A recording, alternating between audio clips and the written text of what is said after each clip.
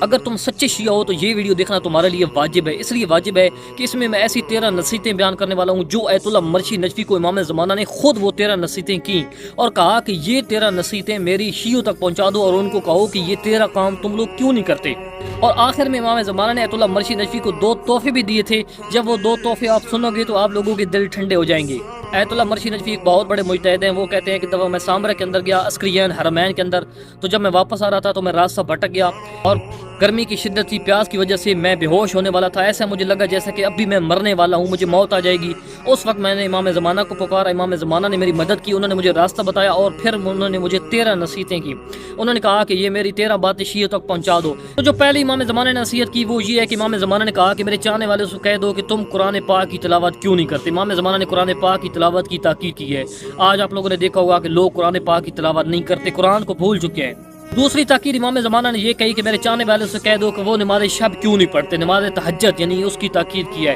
تیسری تاکید کی اپنے چاہنے والوں سے وہ یہ کہ زیارت قبور ائمہ اور ائمہ کی جو اولاد ہیں ان کی قبروں کی زیارت، یعنی کہ ائمہ کی قبروں کی زیارت کریں اور ان کی اولاد کی زیارت کریں۔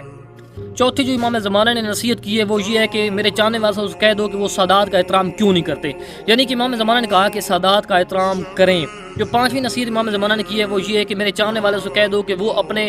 باپ دادا جو اپنے ورثاء ہیں، مرحوم ہیں، ان کی قبروں کی زیارت کے لیے کیوں نہیں جاتے، ان کو جانا چاہیے۔ چھٹی امام زمانہ نے نصیحت یہ کی ہے کہ میرے چاہنے والوں سے کہہ دو کہ وہ خطبہ شکشکیہ کو زبانی حفظ کیوں نہیں کرتے۔ خطبہ شکشکیہ ایک مولا علیہ السلام کا خطبہ ہے،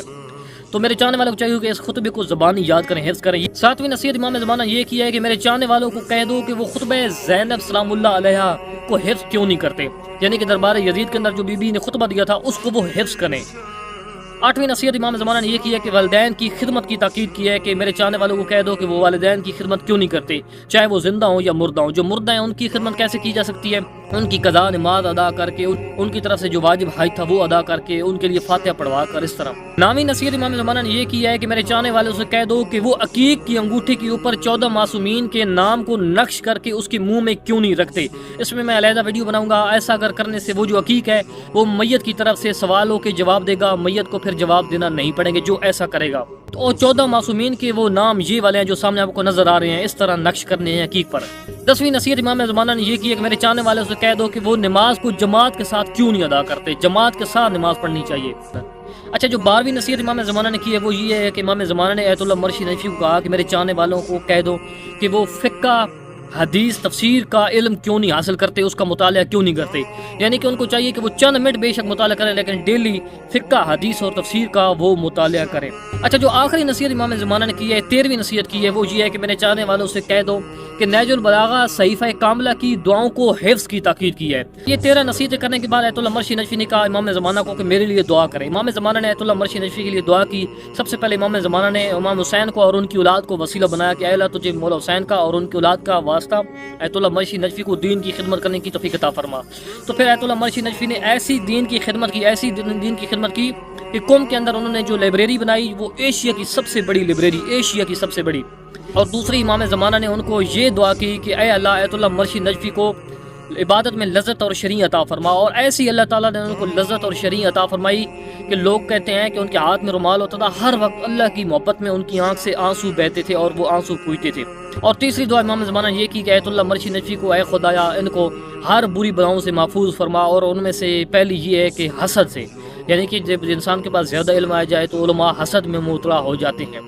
پھر امام زمانہ نے 2 تحفے دیے، ان میں سے پہلا تحفہ تھا کہ مولا حسین کی جو قبر کی خاص مٹی ہے نا اصلی، وہ امام زمانہ نے تحفے میں دی، اور ایت اللہ مرشی نجفی جب تک زندہ رہے انہوں نے اس کو اپنے سینے سے لگا کر اپنے جسم کے ساتھ مس کر کے رکھا ہمیشہ کے لیے، اور پھر آخر میں اب وصیت کی کہ میری قبر میں اس کو دفنا دینا میرے ساتھ۔ اور دوسری چیز امام زمانہ نے جو گفٹ کی ایت اللہ مرشی نجفی کو وہ ایک عقیق تھا۔ تو ایت اللہ مرشی نجفی کہتے ہیں کہ اس عقیق کو میں ہمیشہ اپنے ساتھ رکھتا تھا، اپنے جسم کے ساتھ، اور میں نے بڑی اس کی کرامات دیکھی ہیں اس عقیق کی، اور پھر آخر میں قبر میں بھی وصیت کر کے انہوں نے اپنے ساتھ یہ عقیق رکھوایا۔ تو یہ 13 نصیحتیں آپ لوگوں کے لیے تھیں امام زمانہ کی، آپ لوگوں نے کوشش کرنی ہے کہ ان پر عمل کرنا ہے۔ اگر ساری پر عمل نہیں کر سکتے تو ان میں کچھ نصیحتوں پر عمل آپ ضرور کریں، یہ امام زمانہ کی نصیحتیں آپ کے لیے ہیں۔